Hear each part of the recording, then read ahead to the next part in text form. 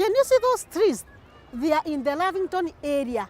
They have water on a daily basis. They have electricity on a daily basis. We have 3 days water flow. The rest of the 4 days we don't have water. Why should I get water 3 days and the rich man who is just 100 meters away from me is getting water every day?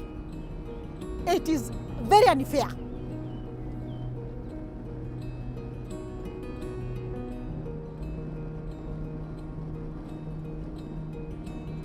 We have no good roads. We have no proper medication. We have no quality education in our schools. We don't have clean water in our taps. We are all Kenyans and we are entitled to get equal rights. But there are those big people who do other things that I cannot do because I don't have money. The government does not mind about the small businesses.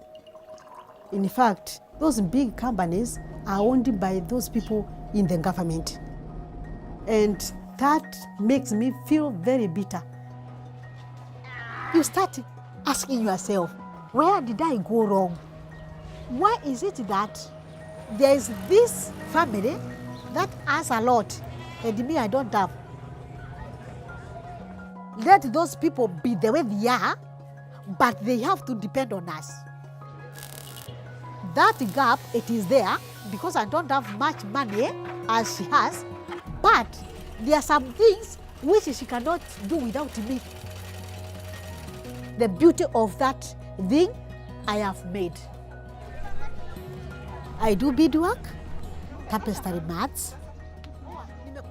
Since I started training women in the community, I have trained more than 2,000 women. There's something I'm getting out of my mind and giving them. I know somebody is going to make some income out of it.